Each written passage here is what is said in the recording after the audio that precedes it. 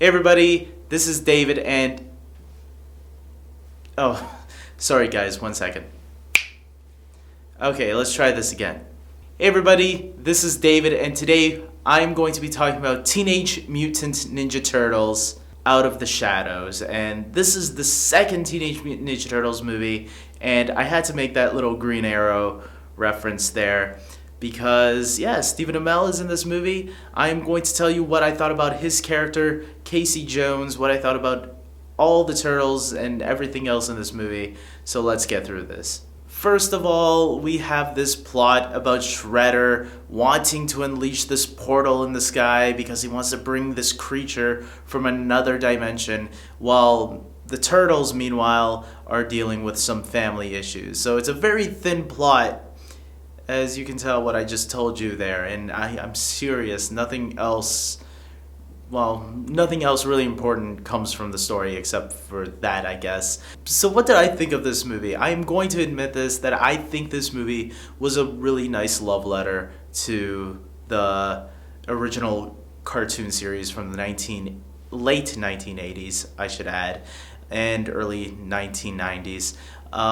It had a lot of nostalgia going for it, and unlike the last Ninja Turtles film, which I think was pleasantly entertaining, this one's entertaining too, but I feel it wasn't as much heart as the first film had. Yeah, believe it or not, I thought the first film had a little bit more heart to it. There's heart in this movie too, but I don't think it's as utilized as good as the first movie. And what I mean by that is, I think the heart of the movie comes from the Turtles themselves. When the Ninja Turtles are together as a family, sticking together or fighting one another, whatever, having heated arguments with one another about family and trust issues and stuff like that. I think that's where the movie is actually a little bit more stronger. I love seeing the Turtles because when you go see a Ninja Turtles movie, that's what you're coming to here to see. You're coming here for the Turtles. You're not coming here for the humans.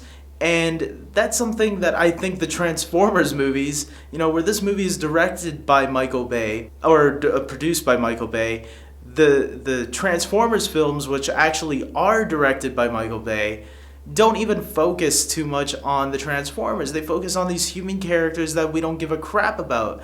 I'm glad the Turtle films actually focus more on the Turtles because that's what we love. We love Raphael, Michelangelo, Leonardo, and Donatello.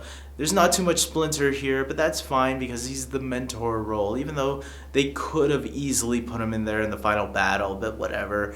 I'll forgive it because maybe it's Splinter just wanting his students to learn, to work together.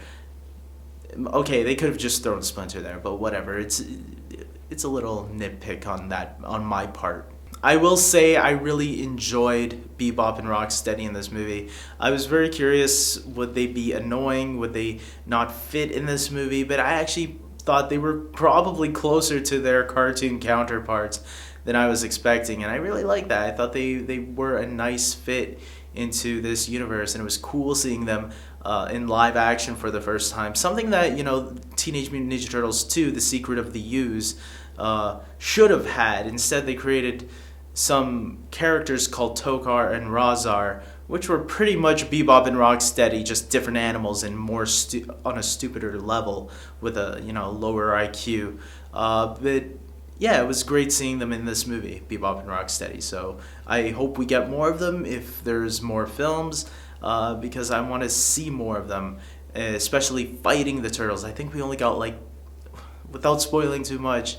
This is not too much of a spoiler, I don't know. But there's at least one fight with them in this entire film, which I was kind of disappointed by. I was hoping for more. That's not the only villain that I was kind of disappointed by. I was also disappointed by the Shredder. The lack of the Shredder was kind of disappointed. He was literally just there doing jack shit. And not only him, but Krang as well was just there to be a little setup in the beginning and only to have him return at the end and fight the Turtles for the bigger battle, which I was kind of hoping for more of. But they kind of set him up for a potential sequel, if they get a sequel. I hate it when the directors and producers think like that, oh, what if we get a sequel? We better save them. And so whatever. But for what it's worth, I think the final fight is pretty cool, so As for the human characters, probably the least favorite part about a Ninja Turtles movie, but for what they're worth, I think Megan Fox as April. I liked her in the first film, and I think she does a fine job as April once again here. I really liked Stephen Amell as Casey Jones. I thought he was really cool seeing him, although at times it didn't really feel like Casey Jones to me, where Casey Jones should be this outlaw and vigilante taking the law into his own hands. I felt like he was trying to go by the law a little bit.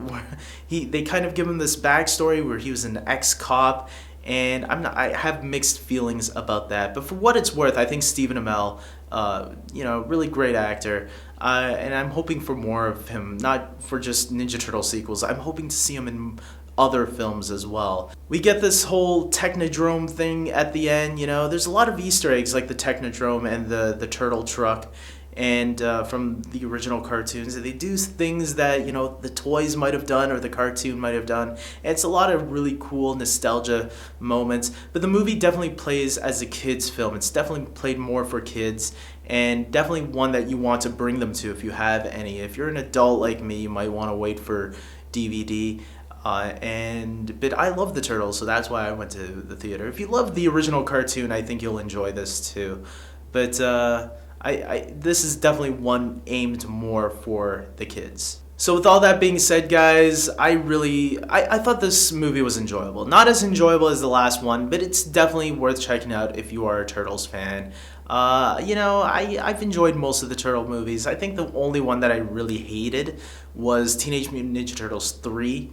That one where they go back in time to Japan in the 1800s. That one is probably the worst Ninja Turtles has had to offer film-wise, unless we're going to like some music specials, if you know what I'm talking about. But other than that, yeah, you know what? If you're a Turtles fan, go check it out. That's what I would say. And I think that's it, guys. So tell me what you thought if you checked this movie out. Did you enjoy it?